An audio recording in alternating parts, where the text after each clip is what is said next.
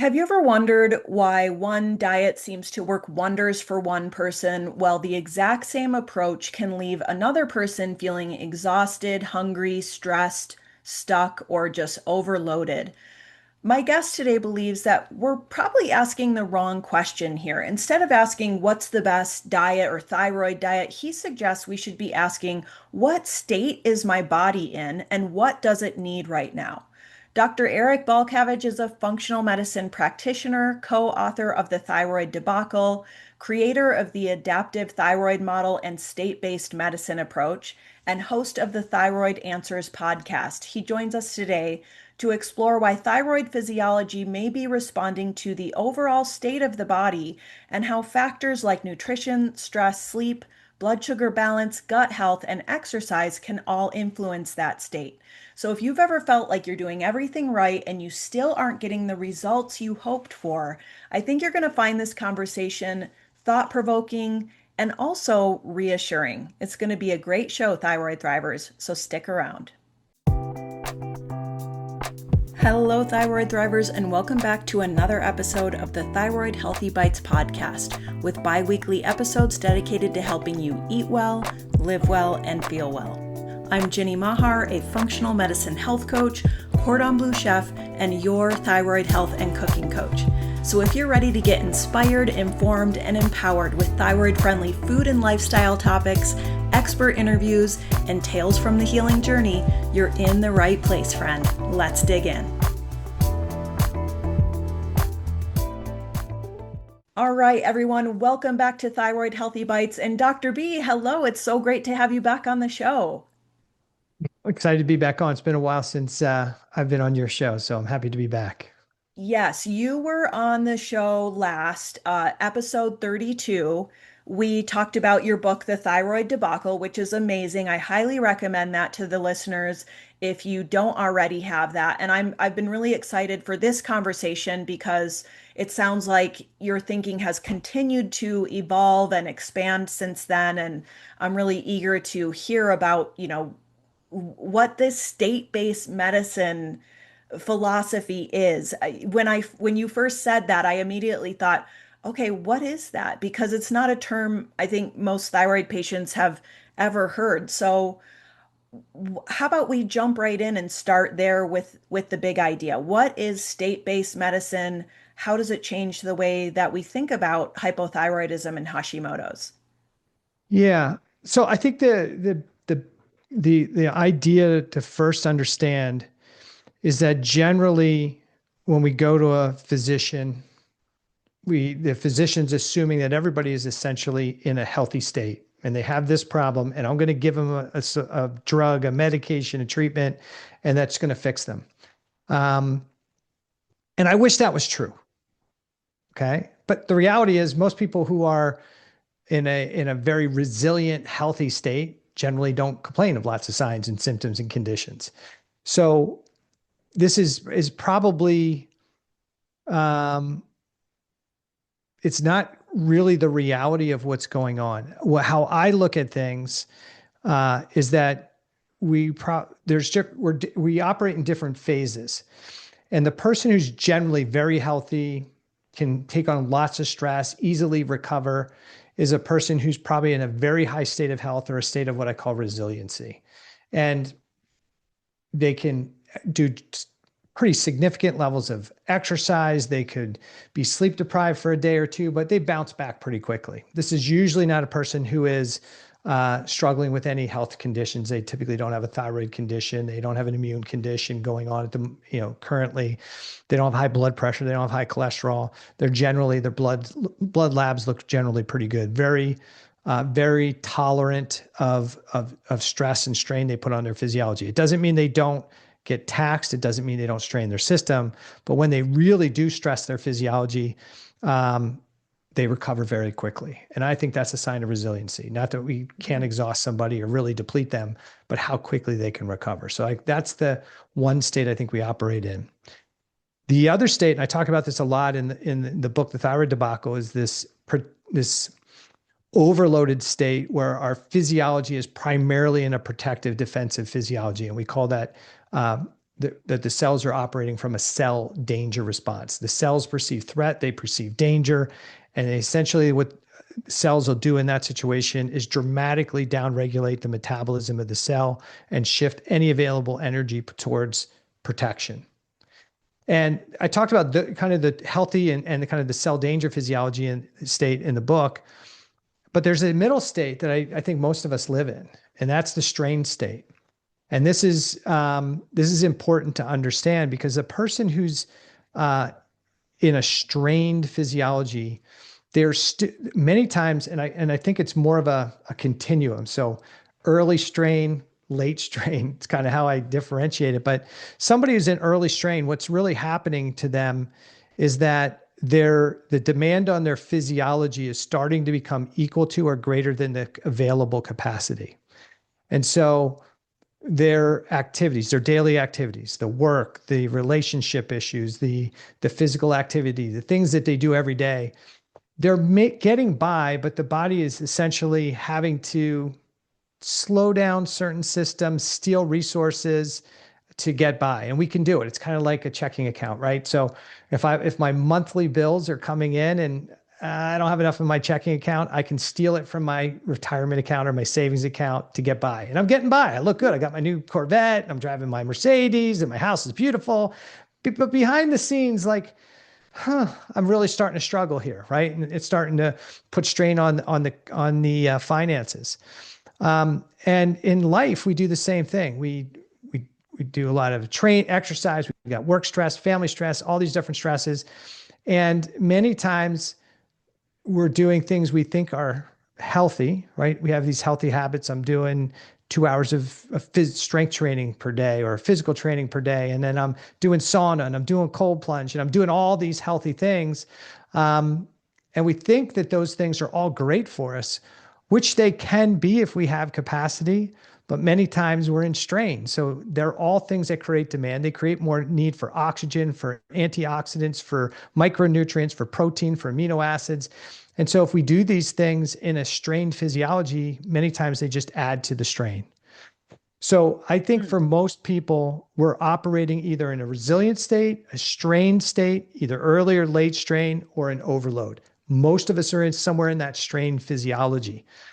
And it's a challenge for clinicians, because if we assume that everybody who has a condition, symptom, diagnosis, has the capacity to use the treatment provided, then our expectation is that everybody's going to heal and get better. They're going to feel better with the treatment. But in many situations, the treatment itself adds demand to a system that doesn't have capacity. Thyroid hormone is one of those. And so my philosophy, my belief process that I talk about in the thyroid debacle was very much like, when we see somebody who's got down-regulated thyroid physiology, we shouldn't immediately jump to, this is broken physiology. Thyroid gland woke up one day, forgot how to work. The immune system woke up one day and doesn't recognize thyroid tissue. That's the standard belief process. I don't believe it. I haven't believed that in a long time, that's the primary issue for the majority of people. My belief, and this is after 30 some years of helping people, is that when we see somebody who's starting to show signs and symptoms of hypothyroidism, maybe hyperthyroidism, but primarily hypothyroidism, we shouldn't jump to, what do I need to give them? We should jump to, why is the body responding this way? What state is this person actually in? Because if we ask those questions, what state are they in? Why is this happening? That helps us understand what is an appropriate strategy to help them get better. Not just manipulate a lab value, but to actually help them heal and recover. And I think that's one of the big challenges today is we look at people and we just assume everybody's in the same state. If I give them a treatment, it's going to make them better. But thyroid hormone is a signaling molecule.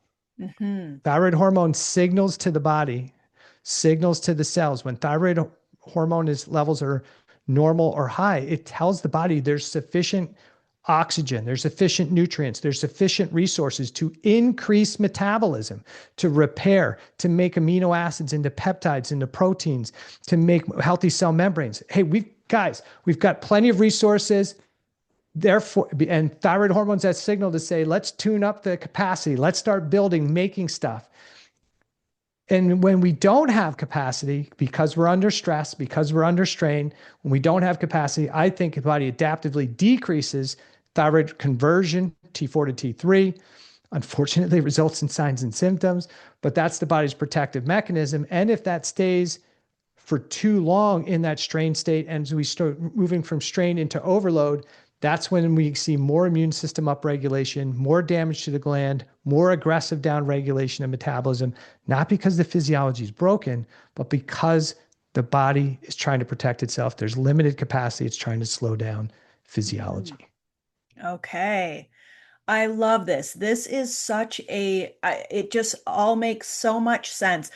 I learned about the cell danger response from you and from your book and all your teachings. For any of you out there who are not following Dr. Eric Balcavage on Instagram, you need to do so. There's so much to learn there. Your podcast has been such a great source of education around that. What is actually going on in the body when we're experiencing effects to our thyroid function, and cell danger response as this, like, it's actually a protective mechanism, right? And so you really explored that in the thyroid debacle. And now I feel like this state-based medicine sort of asks the question, okay, what state are you in? On the one hand, we got to recognize that we can't just keep pouring from an empty cup and expect ourselves to thrive that way. And it's so embedded in our culture. We were just talking before the show about, like, just this frantic pace is so normalized anymore. Mhm. We're like frogs in the pot, with our stress levels. We just accept it as this is the norm, and what's wrong with me that I can't keep up with this? Different things happen in life, they pile on to that. And it's like, if you're tired, do we just put stimulants on that, or do we actually need to rest? Just these basic questions. It really kind of gets the mind going in terms of, okay, so my body is trying to protect itself. What state am I in? And then that helps us build from there in terms of, okay, now what? What happens here? What do I need to do to actually support my body? Yeah, What? absolutely. And one of the things I think this is where, especially in integrative and functional medicine, we have a challenge, right? Mhm, Because traditional medicine doesn't really care about what happens downstream from T4 and TSH. I mean, that's their guidelines, that's their role. The state issue is really apparent in thyroid physiology.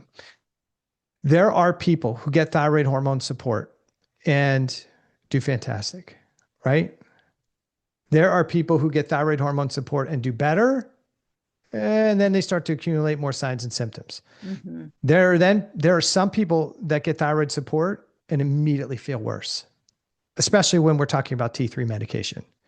mhm. So how could that be? Is thyroid hormone is the tool bad,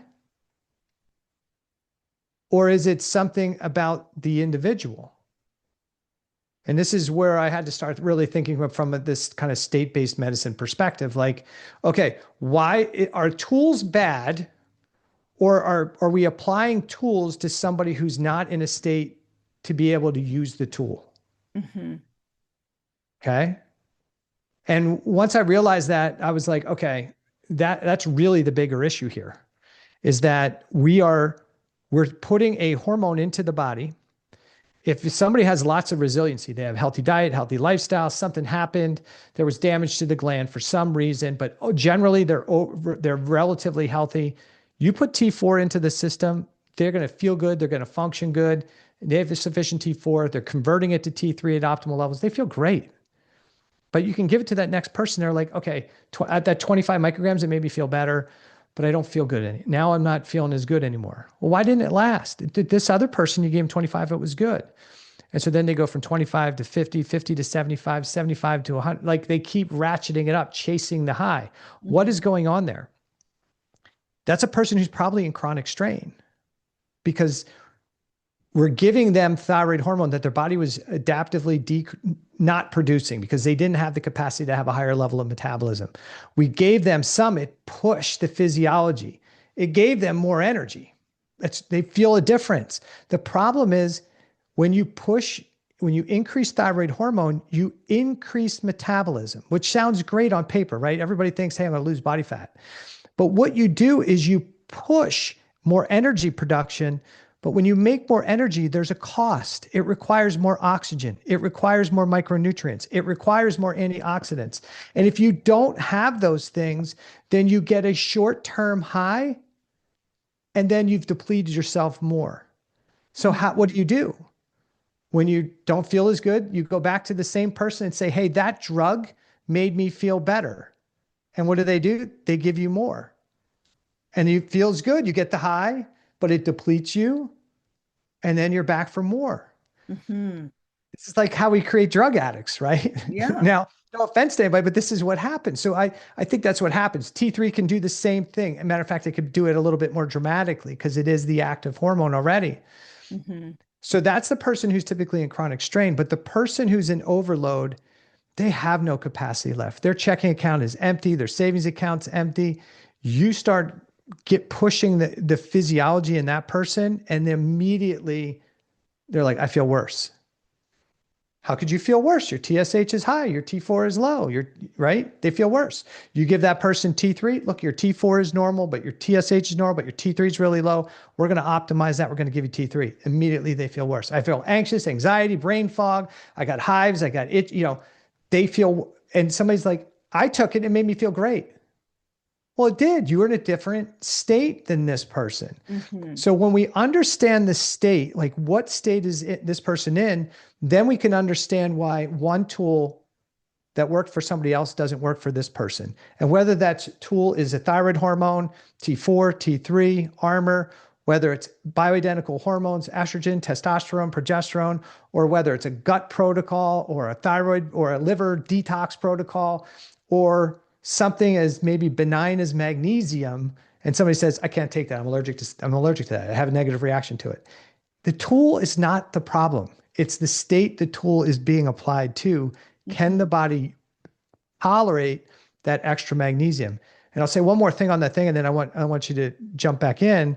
And that is, we have this kind of naive belief that if we give you something with a strong intent on my part that it's going to make you better, that it'll work. The reality is, I don't get to decide how that nutrient or that drug works in you. Neither do you. Your cells determine what they're going to do with something. Are they going to use it for protection or are they going to use it for recovery?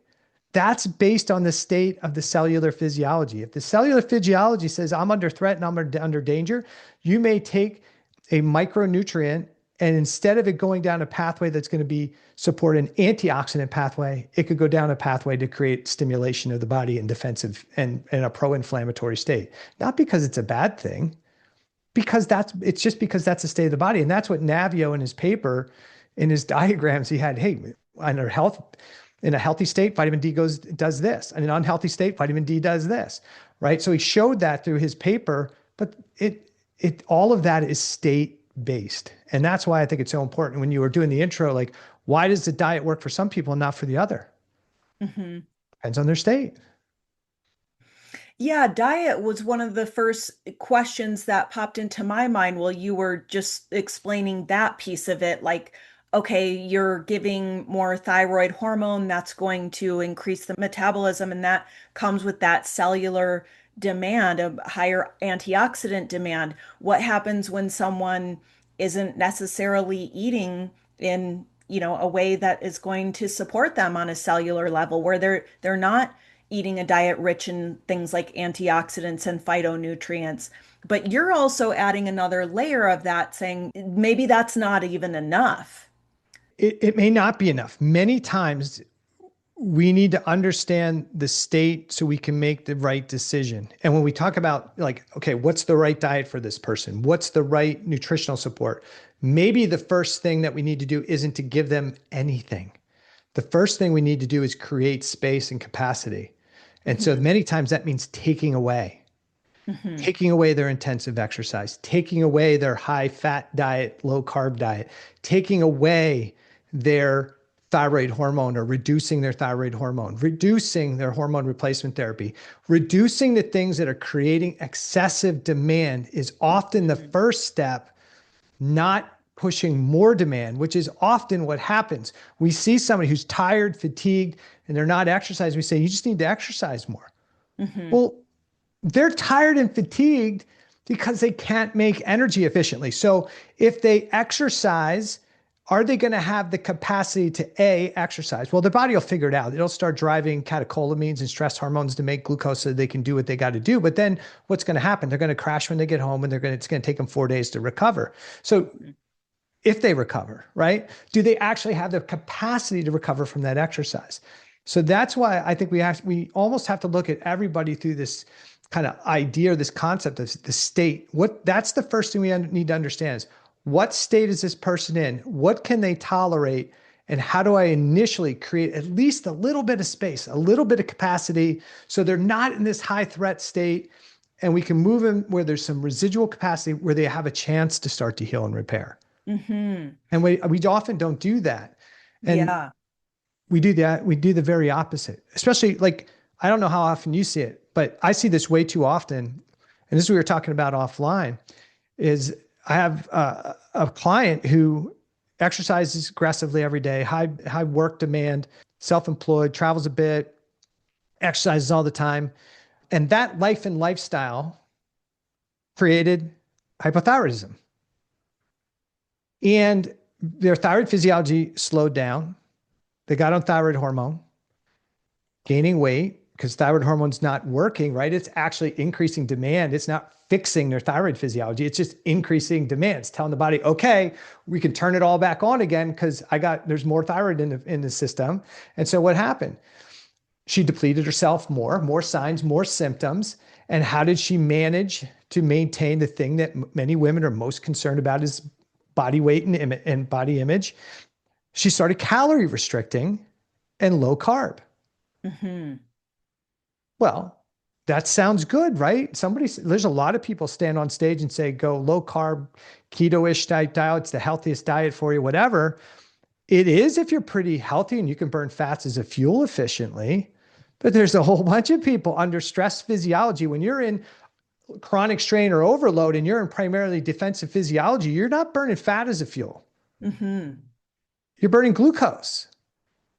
And the body will make glucose. Whether you take it in or not, the body's going to primarily use glucose. It's just going to use stress hormones to make it. Cortisol, catecholamines, tear down muscle tissue, make glucose fast, quick, dirty, but it'll make it.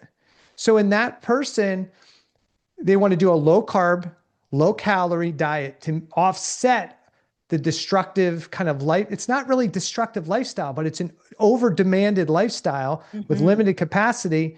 And the things they're doing to maintain their body weight is actually adding to the depleted capacity. Because if you increase exercise, what do you need? You need more fuel, you need more Mhm. oxygen, you need more sleep, you need more recovery. If you take more thyroid hormone, what do you need? You need more nutrients, you need more carbohydrates, you need more fuel, you need more recovery. So I get it, but it's those driven type people who are doing everything and very uh, disciplined, right? Mhm. It's their healthy diet and discipline and the things they call discipline, the things they call this is a healthy lifestyle. Well, it would be for a healthy person. You're a healthy, resilient person. This would be fantastic stuff. You don't have the capacity for Right. that. So it is Yeah. not it's not part of a healthy lifestyle. It's keeping you from getting what you want, which is recovery.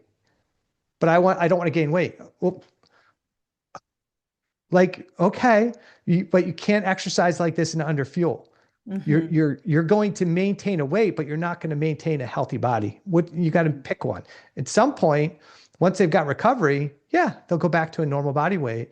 But they may gain a pound or two in that process of trying to restore metabolism, restore capacity. So anyway, go ahead. I could go I'm on for just days. sitting here thinking, yes, yes, yes. This is just exactly what I see in my community, in the greater community of thyroid patients. There's even often, that personality type, the very driven type A personality, or just the highly ambitious, highly successful person who really kind of drives themselves to that point of Mhm. strain.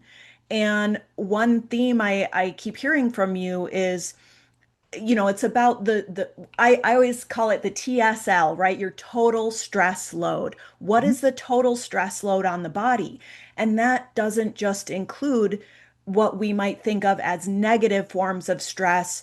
Maybe we have a super stressful job where, we don't love our boss. Maybe there's relationship strife at home, or whatever those more negatively perceived sources of stress are. There's also the things that we're doing too much, too heavily, too much of an extreme for our health, whether that's over exercising, chronic calorie restriction, like too much of a good thing is not a good thing.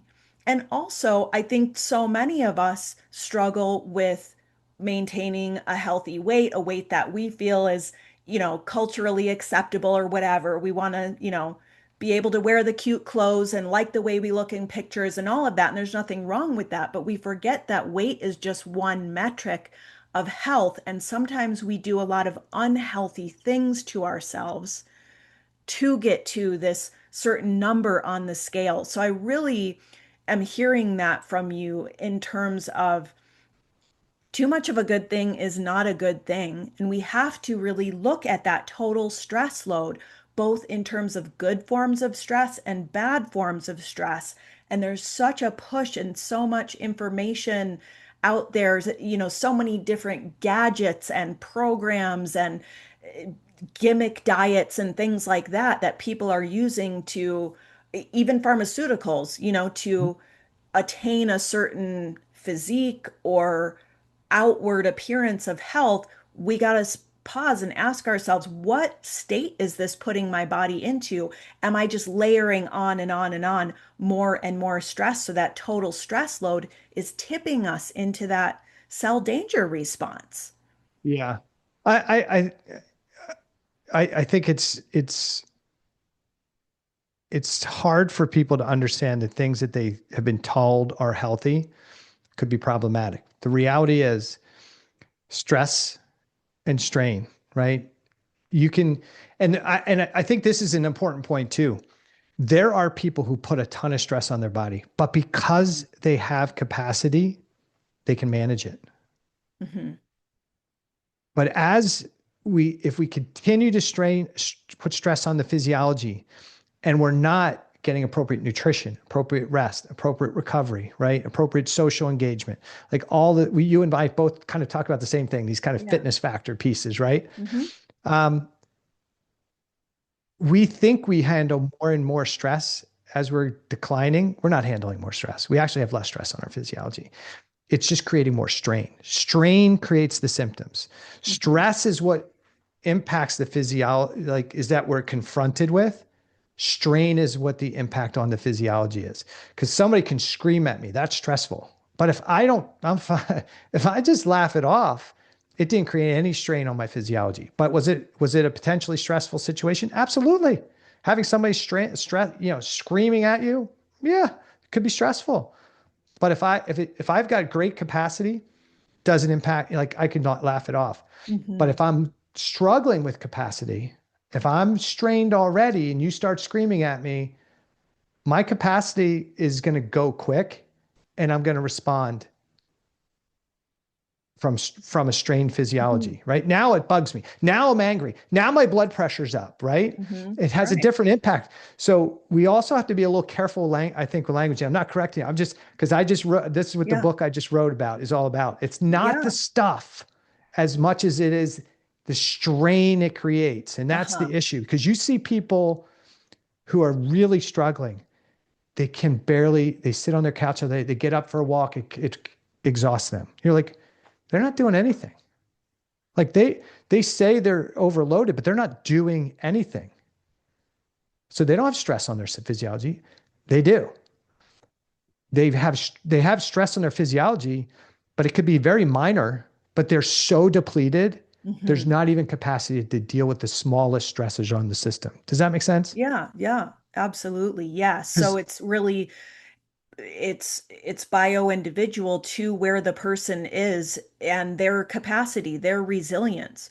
So how do we, you kind of like started to touch on that a little bit, and like thinking about like that client you mentioned, like if you could help them start to get into, I guess, how would you word that? It's not, just like a more resilient state, a state of higher capacity.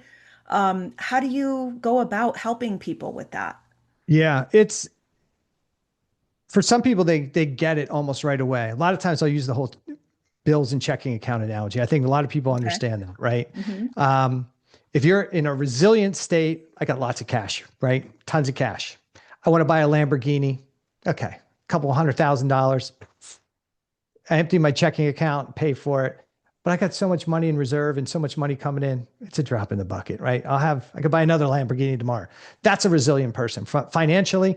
And that's the same with somebody who's in a resilient state health wise. I run the death race in the desert, 100 miles. It's going to deplete me. It's going to exhaust me. But tomorrow morning, I'll get up and go for another run, right? It's not that there isn't stress. It's just I can recover easily, right? And I Hmm. think that should be the definition of health, right? It should be more about not that we don't have that, not that we don't stress ourselves, don't we strain ourselves. Health is about resilience, right? How quickly we can recover from stress and the strain it creates. If Hmm. we're resilient, if we're healthy, we have resilience. If we're less healthy, we have less resilience. Hmm. So then if the chronic strain people, I help them understand like you're in a state where your bills are greater than what you bring in every month and you're slowly depleting your checking account. And for the strained person, I'm like, you're in debt. You have no money coming in. We can't buy another, $8 latte. You did, and we can't Right. give you a loan because you don't have money to pay the stuff that's already outstanding. So what do we got to do? Number one thing we need to do for everybody is find leverage points to create some capacity, some space to start taking the stress and strain off. And some people understand it. The driven people, the high achievers, the high performers, they struggle with it because when you tell them you need to ease back on the exercise because you don't have the capacity for it, they don't know what to do with that free time. That feels like laziness. That feels like I'm not doing something. And so that creates a lot of insecurity for them. So we got to be careful with them, but you have to work on those things. But a lot of times, what I'll start with the easiest things possible, right? Hey, you're how can we create some capacity here? Let's talk about nutrition first. Like, how can we get fuel into the body because your body needs fuel? You're undernourished. How do we know I can't eat another thing, blah, blah, blah, blah. Okay. Metrics. Let's take a look at your metrics: age, height, weight, activity level. You're in a 700 calorie deficit per day, every day. That's a stressor. We can create some capacity by just getting you to fuel your body, putting fuel in there. Mhm. Now, we're not going to take them to you're eating 700 calories tomorrow because they don't have the physiology maybe to manage that either. So we have to incrementally say, okay, let's work on this. We're going to increase caloric load about 100 grams of, or 100 calories per week. And here's how we're going to do it, right? Step two, how do we create how do we get you to how can we get you to sleep better, right? Let's get sleep habits, sleep behavior, sleep things in there. Doesn't cost anything. What can we do to start supporting sleep, better quality sleep? Nasal strips, mouth taping, dark, cold room, bath before bed, like something, drop temperature, something to create a better sleep environment.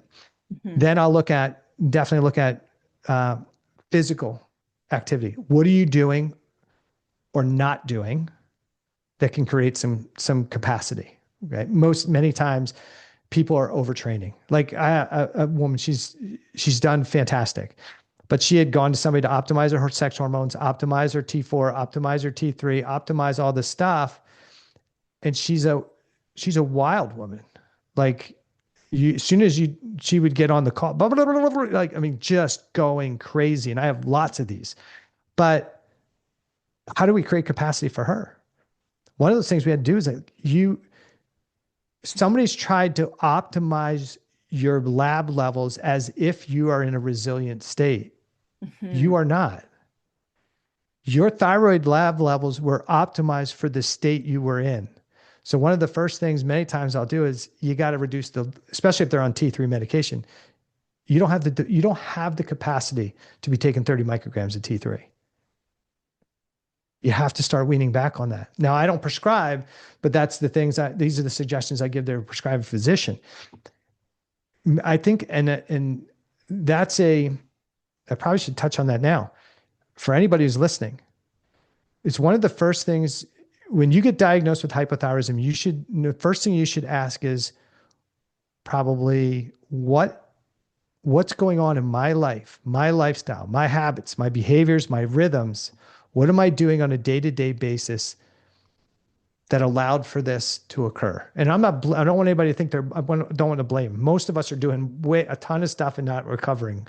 We're giving ourselves times for recovery because just that's the state we are today. But that's where I think everybody should start. What state am I in and what's contributing to the load, right? Those are beginning questions.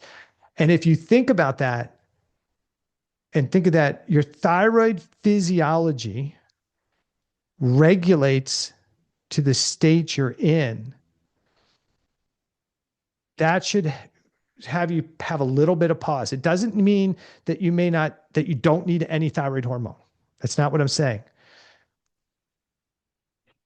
But to try and optimize a lab value when you're not in optimal health, you may be actually doing the wrong thing for your physiology. Does that make sense? Mm-hmm. Yes. If Yeah. if you're in stressed physiology, we talked about the body's going to slow down metabolism because you don't have capacity. Mm-hmm.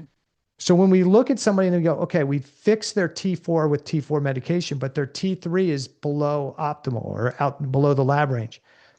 Do we need to fix that?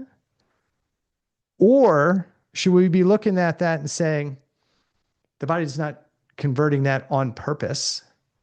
What's creating a strained state that's causing the body to adaptively decrease the conversion of T4 to T3 and cause these signs and symptoms? I'm not saying that it feels good or you should want to maintain a low T3 state. What I'm saying is before we just throw thyroid hormone in it, T3 in there and say, let's just fix it, because you're not fixing it. I know we like to think we're fixing it. What we're doing is we're raising the T3 level, which is going to increase metabolism many times in a person who doesn't have capacity for it. Mm-hmm. So if you get diagnosed, I would say, oh, am I really in a resilient state or am I in a strained or overloaded state? I'm probably in an overloaded or strained state. Okay.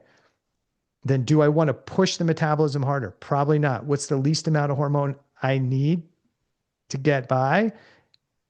And what's contributing to the stress, the load on the stress load? And this is where you and I talk about those fitness factors: Mm-hmm. disrupted sleep, poor diet, poor nutrition, Mm-hmm. overtraining, undernourishing, emotional stress, toxins, organisms. Like there's lots of things we have to consider, but those are the things I think people should be thinking of right away. Not how do I fix the number, Mm-hmm. but why is the body doing this? And I Right. think that's the better way to look at it.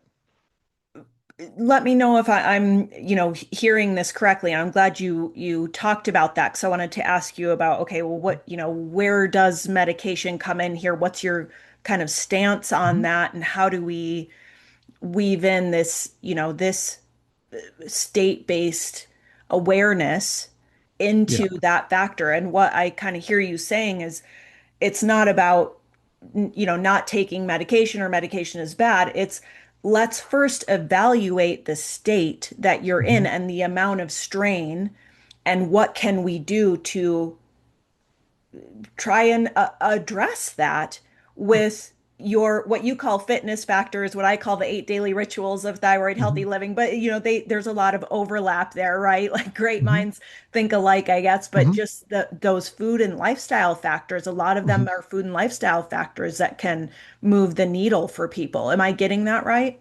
Absolutely. So when it comes to medication, and people know that people who've struggled in the thyroid world know this, right?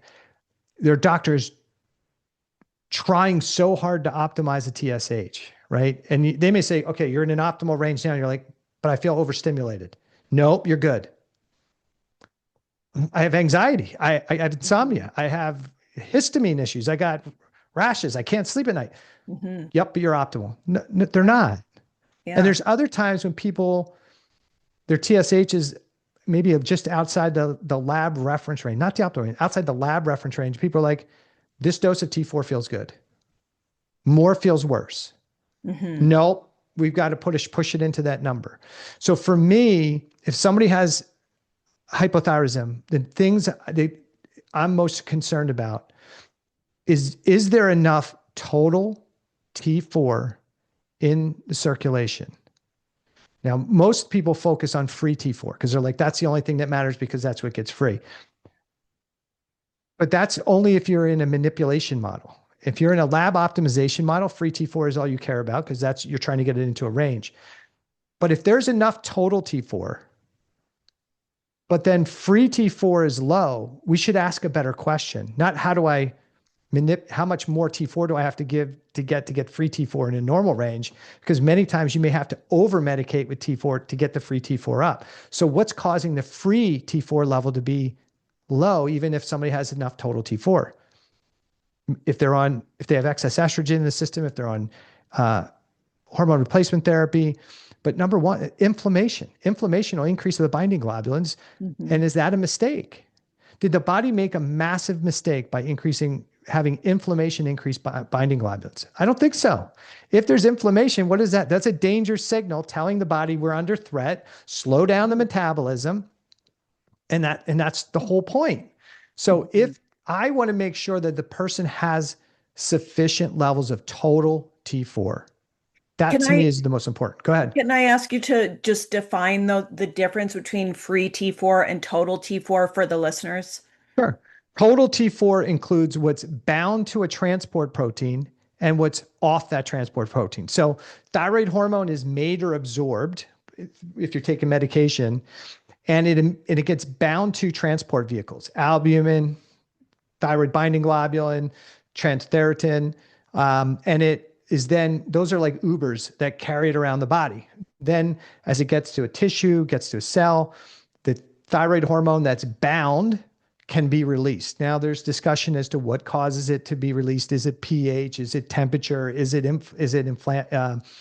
Temperature and pH are two of the biggest, but I'm sure there's things we don't fully realize that. Sure. But essentially, the thyroid hormone comes off the Uber, and now it has access to be able to get into the cell. If there is inflammation in the body, the tendency is for the thyroid binding globulins to go up. So if you run a test, it's called a T3 uptake test. If your T3 uptake is low, it needs to be interpreted. But many times, if T3 uptake is low, it typically means there's lots of binding globulin to suck up all the hormone, or there isn't much in the way of hormone Hmm. available to be bound to those things. But for most people if you're getting thyroid hormone T4 and your T3 and your T4 is total T4 is normal and your T3 uptake is low, I immediately go look at estrogen levels and inflammatory levels. I And was it, just going to ask about that because thyroid binding globulin really came on my radar once I entered, the perimenopausal season of my life and Mhm. incorporating HRT and understanding that for some people, when you start the HRT journey, it can increase thyroid binding globulin. And also, I'm thinking I wanted to ask you about this Mhm. too because of the strain, the factors in our lives that add strain. And as a woman, those hormonal fluctuations, like I know my resilience in a typical cycle is different in the different phases of the cycle, right? Mhm. And it's different now at this season of life, Mhm. going into a perimenopausal phase of life where I'm like, wow, this is really affecting my resilience more. Mhm. So can you maybe speak to that aspect of it a little bit, since we're just as a little tangent for, for our female listeners about how those hormones can come into play here as well? Yeah, I think, and this is super controversial, and I get a little backlash in this because I'm not a woman and I'm not going through these things, so Okay. I get it. I think hormone replacement therapy can help a lot of women. Okay. However, I don't think every woman needs to be on hormone replacement therapy. Okay. I think what happens for the vast majority of women as they're going through these changes, as estrogen's starting to decline, Hmm. it is not the primary problem.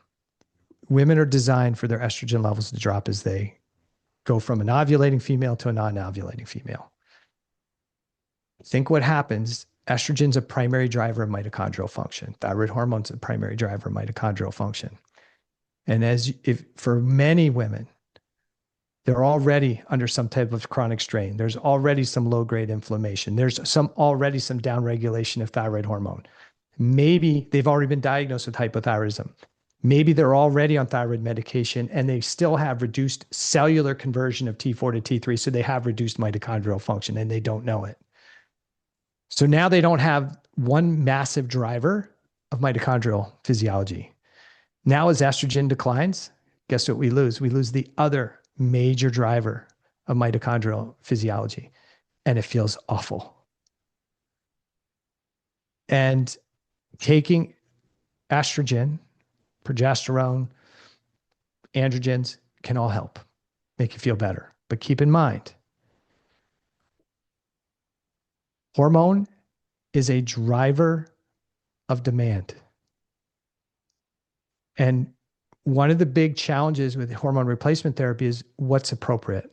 Hmm. And people are all over the place with where we should be with estrogen levels. Some people say 40 is the magic number. Some people say 40 to 60 is the magic range. Some people say 60 and to 80. Some people say as much as you need to feel better. I don't know about that. Okay. Now, if somebody feels good, and people say this all the time, well, if it makes me feel better, why do you care? I don't care. You do whatever you want. I'm just saying, just like thyroid hormone, estrogens, androgens, they are signaling molecules. They tell the body, hey, I've made a lot of hormone. That means we have the ability to do stuff. Let's do it. So if you don't have capacity and you're increasing demand, it's going to feel good for a while, but it ain't going to last. And that's why, hey, we start with a low dose of estrogen. Hey, it makes me feel better, but it didn't last. All right, let's give you a little bit more. So I think what we see with a lot of women isn't just we have this global deficiency, and women are way more estrogen deficient than they used to be. And they had higher levels of estrogen in perimenopause and menopause before, and now they're much lower. There are women, had labs of women, their estrogen levels like unmeasurable, less than 5. Those people, they probably feel really good with some estrogen in their system. But I think the biggest challenge is that we're losing the two biggest drivers. And when women go through the change, they were already compromised and maybe didn't realize it. And now they lost the second biggest driver and if they feel awful. So I'm not anti-HRT. I'm like, that's a patch. It's not a fix. And if you have to keep increasing the dose, that's a sign that it's not the best strategy on its own. And probably you're going to be chasing it. We see it with thyroid hormone. We see it with T4. We see it with T3. We see it with HRT as well. So Right. I There's lots think of parallels there, it sounds there like. is, but the Yeah. hormones they're not inert. They're signaling molecules. Right. So if you have the capacity, you could probably tolerate it. There's people that take hormones and like, I feel awesome, but they probably have great nutrition, great lifestyle. And yeah, they do great. And there's people that take them and they feel good for a while. And then it really screws up their physiology because they didn't have the capacity. They just created more depletion. I'm not sure if that's where you wanted me to go, but if it's not, I'll answer it any other way. No, that definitely gives I think me and the listeners some really good food for thought. And I think it just adds another layer to this concept of state-based medicine and how that comes into play and how things like adding hormone, whether that's thyroid hormone or estradiol or progesterone or whatever it is, you're just what that is doing in the body and thinking about where we are at, what state we're in, what kind of strain we're under, what the body is maybe asking for that we're not giving it. Like one thing, I was glad that you mentioned the kind of switching gears a little bit, just how much under fueling and under eating is going on. I know that's something you and I have chatted about Mhm. before, and that's something I see in my community a lot of just not getting enough nourishment.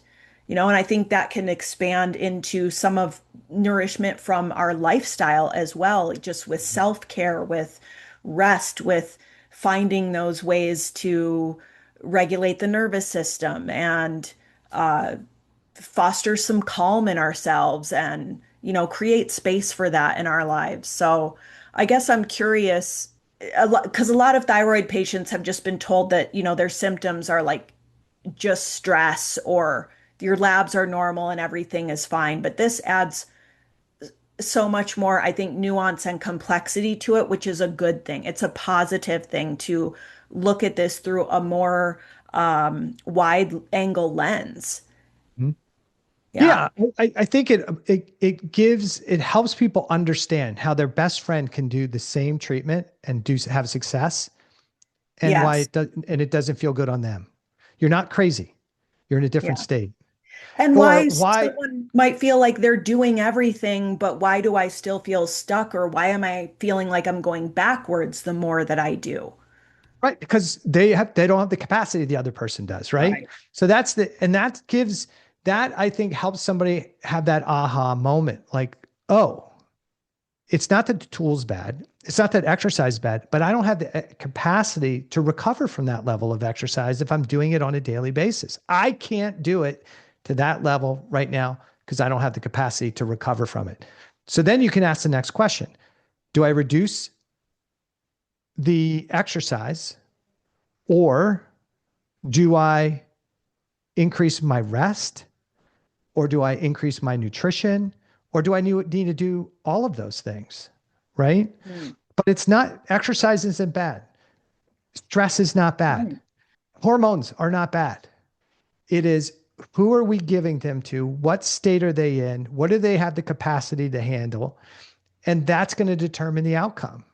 And when we think about that, that's where that makes the difference. For the strategy needs to change based on the person. And then that's what creates success. When we try to optimize everybody's thyroid levels as if they're in resiliency, now it makes sense why one person says, I feel good with 5 micrograms. Another person said, well, I felt good with 5 micrograms, but then it didn't last. And I'm on 30 and I'm really struggling. But why did they need to get to 30? The thyroid gland only makes 5 to 10 micrograms. Why did we need to give 30 or 60 when the body only makes 30 in a day? Like, Mhm. why are we doing that? And it's because we're chasing the level. We're trying to optimize a lab. When we optimize a lab, this is, I think, a really important concept. People think that if you optimize a lab, you optimize your physiology. That is not Mhm. true. Your labs are optimized for the state you're already in. So when you try to optimize it to a different value or manipulate it to a different value, you're not optimizing the physiology. You're often straining the physiology. Mhm. So somebody who's got glucose resistance, right? I fix them if I give them metformin. No, you haven't. Their cells are glucose resistant. You just helped decrease the glucose intake and move the glucose out of the bloodstream. You didn't fix the problem. The problem was the cells are under strain. They're not taking in glucose at a high enough level. Mitochondria are downregulated. That's causing the glucose to pile up. And on top of it, the other thing it might be is this person who's on a low carbohydrate diet, low calorie, low carbohydrate diet, significantly under fueling. They're trying to do high fat. They don't have the capacity to burn the fat. Their high glucose on their fasting blood sugar is because their body's making the glucose. It's not because of what they're eating. They're not pre-diabetic. They're strained. They're stressed. Their body's creating it. So to manipulate the glucose value with something, but not change their state, doesn't improve their health long term. It just it increases their decline because you didn't change the conditions. You just made it look pretty. It's like painting a moldy wall. That's all you really did. Yes, your blood sugar numbers look better. Yes, we can say to ourselves and pat ourselves on the back if we made them healthier. Did you really make them healthier, or did you just do the smoke and mirrors? You probably did smoke and mirrors. And I know this is not a popular thing because people want to feel better and see change right away. But we look at labs like they define health. Labs tell the story of your physiology if you interpret them. If you just read them for high or low and believe there's an optimal range that you need to be in, and I know I taught that too, because that's what I was taught, that, oh, it's a narrower range is a healthier range. That's BS. That is not true. In many cases, it could be true. You could be healthy and be in that narrower range, but just because you're not in that range doesn't mean you're not healthy. And just because you're in it doesn't mean you are healthy. I can manipulate a TSH into a range between 1 and 2, but you could be significantly hypothyroid or hyper and hypo at the same time based on your state. But just because I manipulate into range doesn't mean I made the person healthier. I just changed the range, didn't necessarily make them healthier.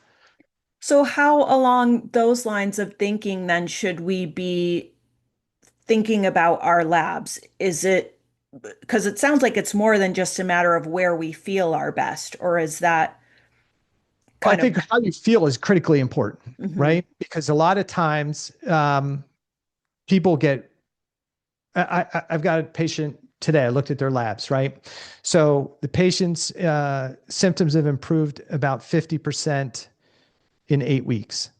They've been on thyroid medication for 10 years. Uh, they've lost a few pounds. They feel better. They function better. They're sleeping better. They're less anxious. They're less edgy. And about 4 or 5 weeks ago, we looked at the labs and we said, all right, probably a good time to start reducing the thyroid medication from 100 micrograms per day. Let's have your doc see if they'll reduce it to 88 micrograms. 4 weeks later, get a new set of labs. Patient's feeling great. Best I've felt in a long period of time. TSH comes back high, right? Before it was, I don't know, maybe it was, let's just say it's 10 or 12, somewhere in that range. People are like, oh my gosh, that's terrible. Okay, well, hold on a second. TSH is elevated, but what's your total T4? Total T4, 6.5, perfectly normal. What's your free T4? 1.2. What's your T3? 91. What was it before? 82. Okay. What is your free T3? Free T3 is 2.8. What was it before? 2.2. What's reverse T3? 13. Okay. Your lipids are better. Your T4 is stable. Your T3 conversion, T4 to T3 conversion is better. Your lipids have actually improved. Your signs and symptoms have improved. Your measurables have improved. Why are we panicking over a TSH? This may just be the body and the cells saying, hey, we got some capacity here. Let's rev this thing up. Let's start driving thyroid gland to do something, right? Because if you've been on thyroid medication for 10 years, it doesn't come back online tomorrow when you reduce a dose. Mhm. It's going to take some time. Why do I do it after 4 weeks? Because after 4 weeks is usually about the time where people are starting to say, I either feel better or I'm feeling sluggish, and they get panicky. So I've worked with some people where we looked at what's the time frame where we actually see some stability. It's about 19 days with the change in dose of T4. Now that could be longer for other people. There's lots of variables there, but so I feel pretty comfortable 30 days after a dose change to make everybody happy, the clinician, the patient, me. What's the trend? If you just looked at TSH, yes, their doctor's going to say we have to increase T4. Mhm. But I will write in my report to the physician that my advisement is not to raise it. It's to keep it where it is. The conversion's good. The conversion's actually better. Lipids have improved and the patient feels better. They're functioning better. They're sleeping better. Let's give her another 4 weeks and let's retest it again. And guess what? I've been doing this 30 years. Guess what's probably going to happen? That TSH is going to continue to come down. T4 is going to continue to go up. We'll probably have to have the doctor probably for another 4 weeks. We'll probably have to have them reduce the T4 again because reverse T3 will start climbing. And that's how you help somebody recover their thyroid physiology. What have we worked on so far? We've taken, I think we've removed 8 supplements. We've worked on sleep. We've worked on physical exercise. We've had our doctor reduce her thyroid medication. And we've done all things to create capacity. We didn't start a gut protocol. We haven't started any additional supplement protocols. We just took things away and created capacity. Hmm. This is so interesting, and what a perfect example to kind of put this all into like an illustration of how this works.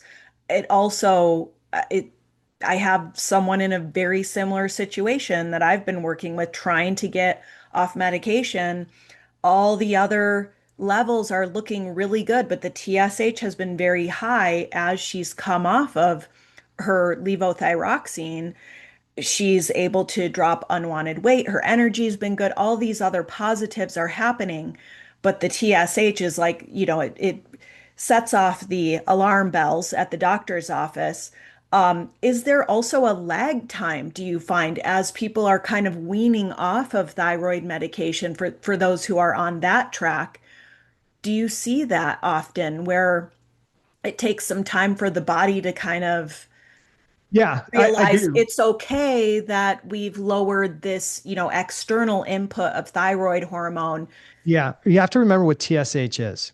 TSH is not a sign that you're broken. TSH just means the pituitary gland is stimulating more thyroid hormone because they're signaling that the cells need more hormone.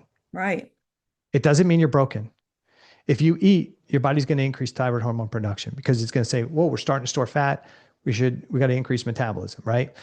So TSH is not always a sign that the body's broken. It's a sign that the pituitary is signaling it's time for change.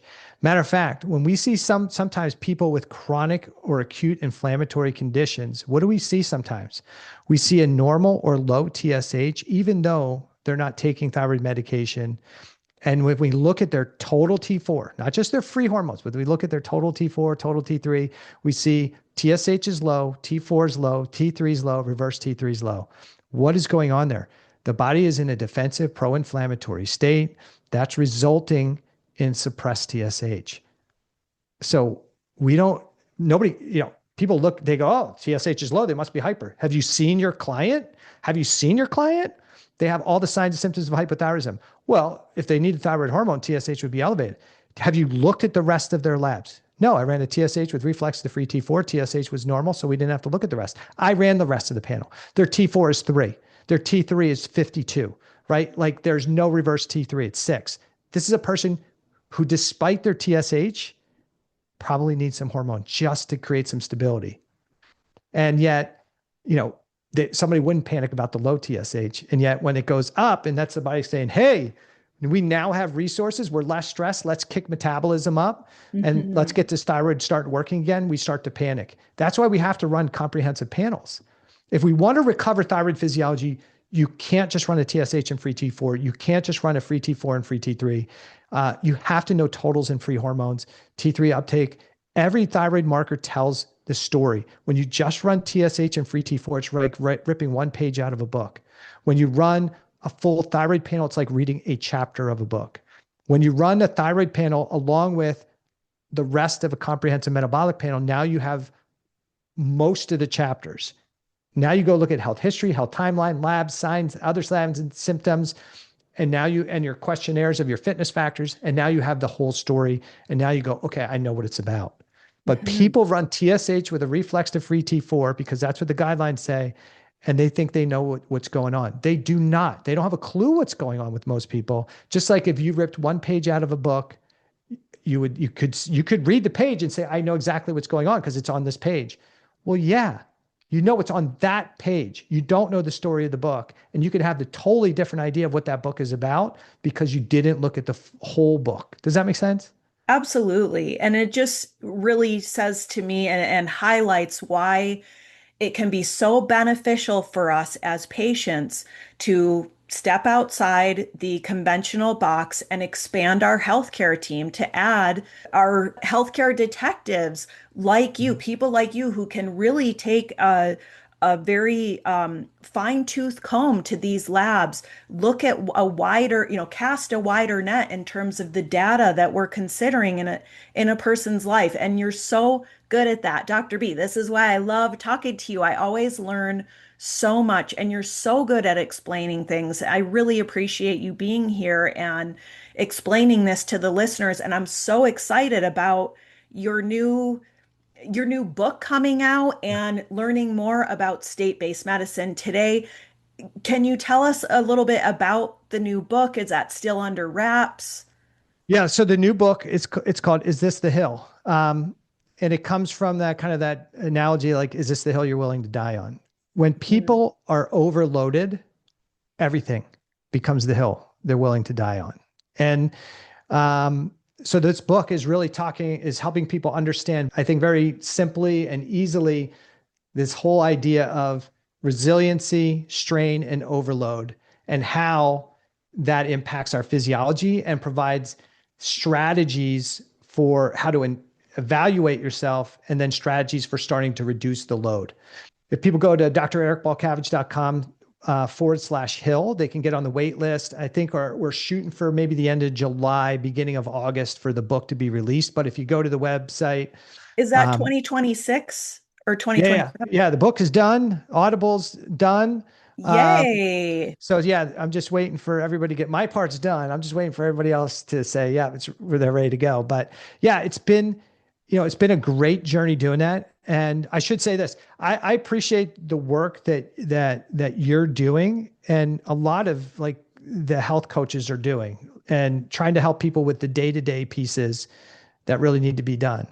Uh, these lifestyle factors, these fitness factors, the things that you talk about in your book as well, foundationally, they're not sexy. Like nobody, everybody's like, "Ugh, I don't want to, I don't want to work on breathing. I don't want to work on, I don't want to meal plan. I don't want to meal prep. Like, I just want to go out and eat." But yeah, people have to realize that, and this is not to blame, but lifestyle, habits, and behaviors are the biggest things that deplete us. Mhm. I think the bacteria, the viruses, the toxins impact us as a result of already being depleted. We're already strained. They're probably not the primary. Now, you could say, okay, I got bit by a tick and that was a major insult. I got the virus, maybe.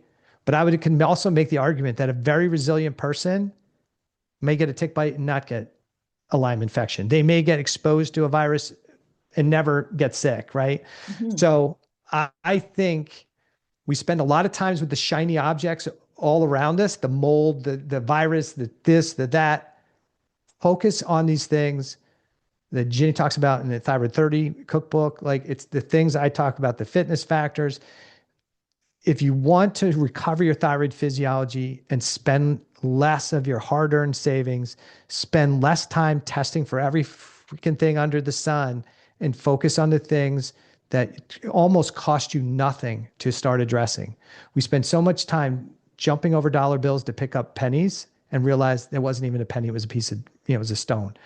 Just Mhm. focus on the simple things. Ask yourself, what state am I in? What's contributing to this state? What can I reduce, remove, eliminate to start creating capacity? That's the strategy overall.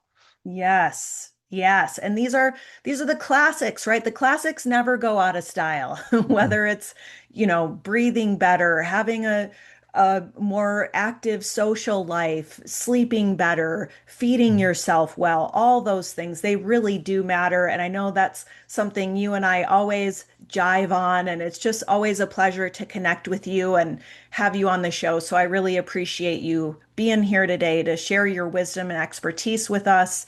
I'm so thrilled about your new book. I will put all the links we talked about in the show notes today, including to the pre-order book page and also your Instagram, and you've got some other fun freebies that I will put in the show notes for people, including Thyroid Labs Decoded ebook, a fitness factor assessment. These are awesome resources, you guys, so don't miss out on these.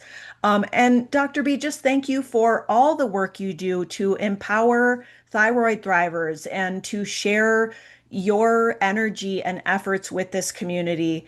For the listeners, if, as I said, if you're not already following at Dr. Eric Balcavage on Instagram, you need to do so. And also, if you love Thyroid-Healthy Bites, you're going to love his Thyroid Answers podcast if you're not already following him over there. So I will share the links to all of this in the show notes. Thank you again, Dr. B, for being here with us. And thank you to the listeners for being here with us. I'll see you back here for the next episode of Thyroid-Healthy Bites.